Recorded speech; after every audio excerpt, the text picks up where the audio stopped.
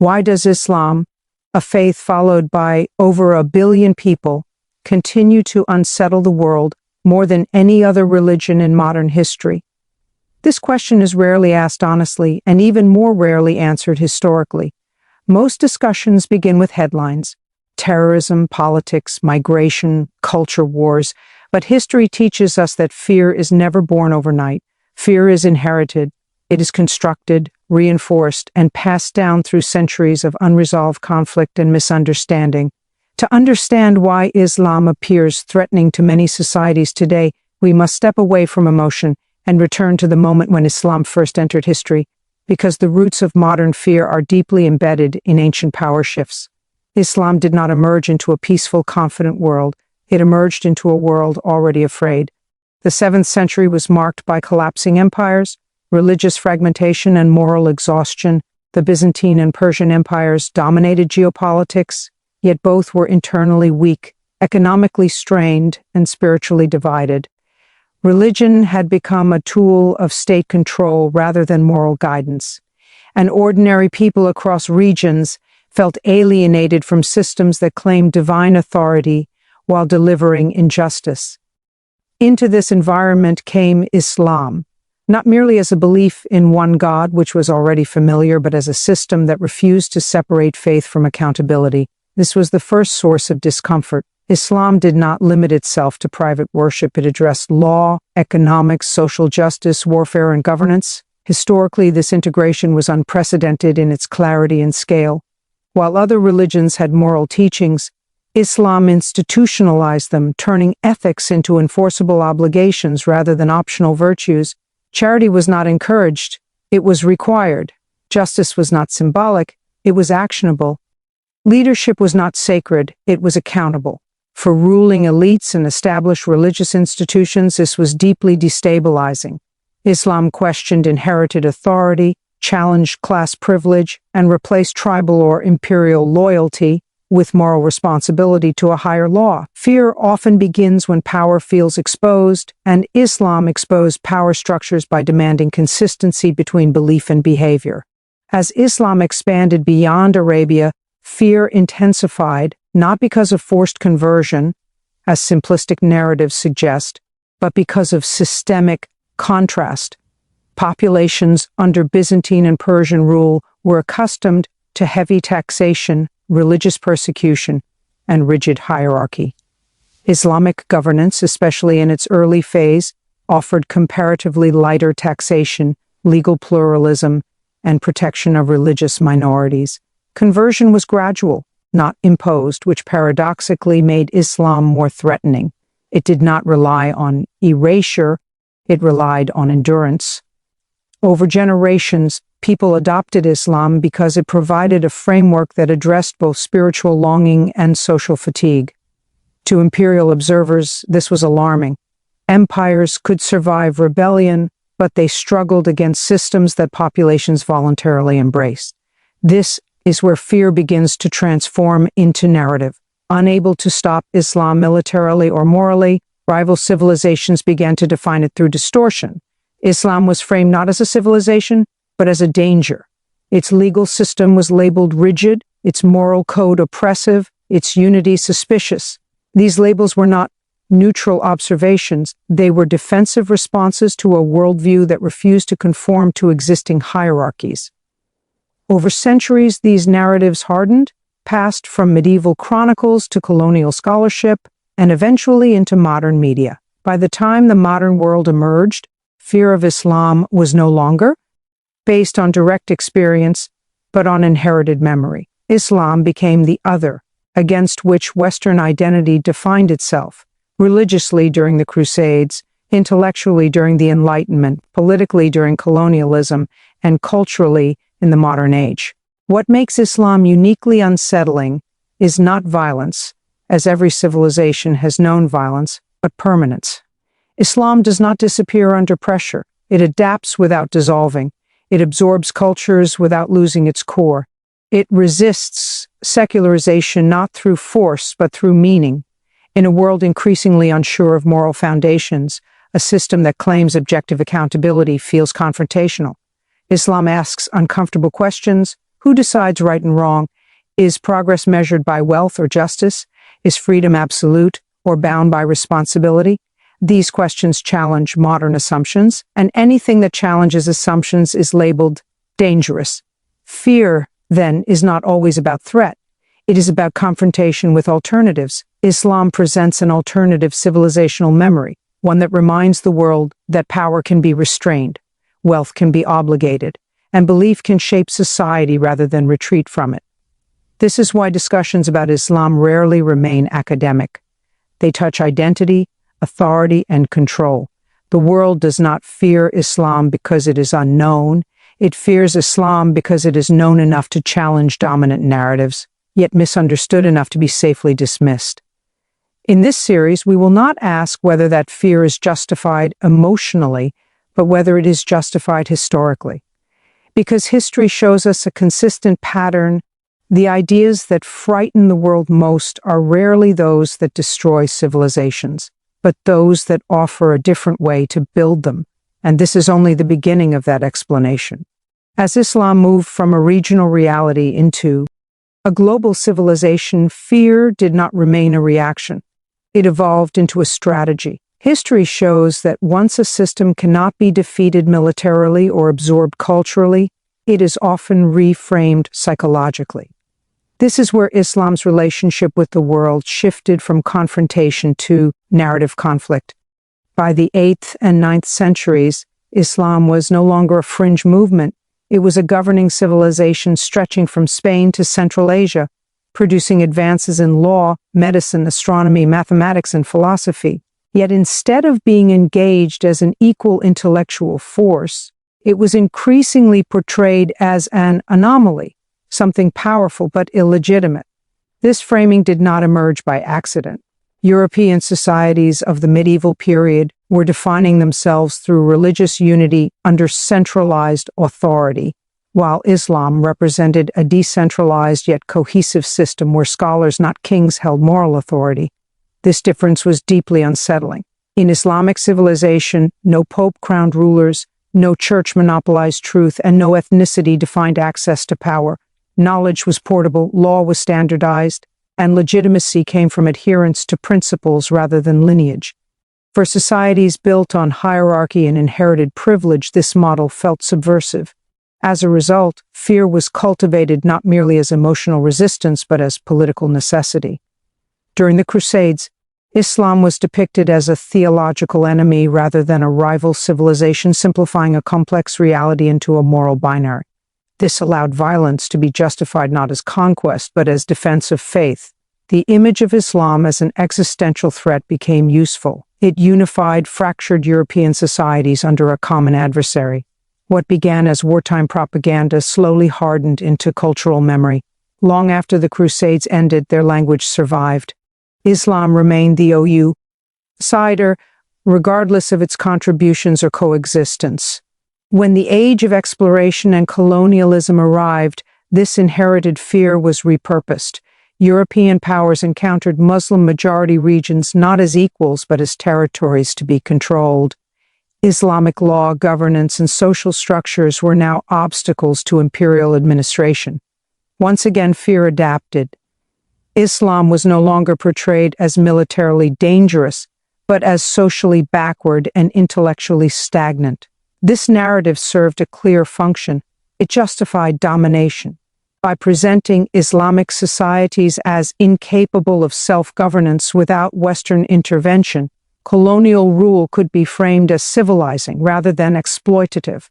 Yet history contradicts this portrayal. Many regions under Islamic governance had functioning legal systems, educational institutions, and economic networks long before colonial arrival. The issue was not dysfunction, but incompatibility. Islam's resistance to secular authority, its insistence on moral limits to power, and its embedded communal obligations conflicted with colonial economic goals. Fear, therefore, became selective. Islam was criticized not for its failures alone, but for its refusal to dissolve into the colonial framework. In the modern era, as empires collapsed and nation-states emerged, the strategy of fear evolved again. Newly independent Muslim-majority countries faced internal struggles shaped by artificial borders, economic dependency, and political instability, conditions often inherited from colonial rule. Rather than acknowledging these historical disruptions, global narratives focused on Islam itself as the source of disorder. Political conflicts were rebranded as religious problems. Resistance movements were framed not as anti-occupation or anti-authoritarian, but as inherently Islamic aggression. This framing simplified global politics into digest evil stereotypes, making Islam an easy explanation for complexity. In the late 20th and early 21st centuries, media amplified this strategy.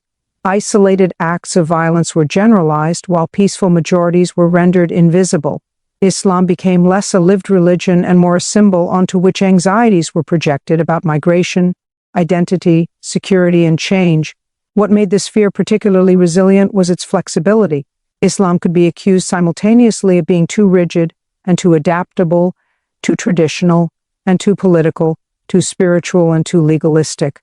Contradiction did not weaken the narrative, it strengthened it, because fear does not require consistency, only repetition. Yet beneath this constructed image lies a deeper discomfort. Islam challenges the modern world's assumption that religion must retreat into private life. It insists that ethics are not optional, that markets are not morally neutral, and that power must answer to principles beyond itself. In an age defined by relativism and individual autonomy, this insistence feels intrusive. Fear, then, becomes a defense against accountability. By framing Islam as dangerous, societies avoid engaging with its questions. It becomes easier to dismiss than to debate. What history reveals is that fear of Islam has rarely been about theology alone. It has been about authority, who defines values, who controls law, and who benefits from social order. From medieval battlefields to modern newsrooms, the portrayal of Islam has shifted, but its function has remained consistent: to manage a civilization that refuses to be easily categorized or controlled. Understanding this does not require agreement with Islam, nor does it demand belief. It requires honesty about how fear operates, not as a response to threat, but as a tool to preserve dominance. Islam did not become frightening because its hanged, it became frightening because the world around it did. As global systems struggled to justify inequality, exploitation, and moral ambiguity, a worldview that insisted on limits and obligations became increasingly inconvenient. Fear filled that gap. In the next part, we will examine how this historical strategy of fear collided with modern secularism and why Islam's persistence in the contemporary world intensifies anxieties that history alone cannot explain. By the time the modern world fully emerged, fear of Islam was no longer driven primarily by armies, empires, or territorial expansion. It became rooted in something far more fragile: identity. Modern societies, particularly in the West, began defining themselves not through shared moral purpose, but through individual freedom, economic productivity, and secular governance. Religion, once central to public life, was gradually pushed into the private sphere. Faith became personal, optional, and symbolic rather than authoritative. This transition did not happen smoothly or universally, but it became the dominant global model of progress. Islam, however, did not follow this path. It did not privatize belief. It did not detach ethics from law or spirituality from society, and this refusal created a deep philosophical tension. Islam's presence in the modern world acts like a mirror, reflecting questions many societies prefer not to confront. Can morality exist without transcendence? Who defines limits in a world built on choice? What happens when freedom erodes responsibility? These questions are unsettling because they expose uncertainty at the heart of modern identity. Islam does not merely offer answers, it insists that answers exist. This insistence itself is perceived as threatening. In secular frameworks, truth is negotiated, evolving, and subjective. Islam asserts moral constants, justice is not relative, exploitation is not innovation, and dignity is not conditional. Such claims challenge systems that depend on flexibility for survival. In economics, Islam critiques unchecked accumulation by mandating redistribution. In politics, it limits authority by subordinating rulers to law. In culture, it resists the commodification of identity.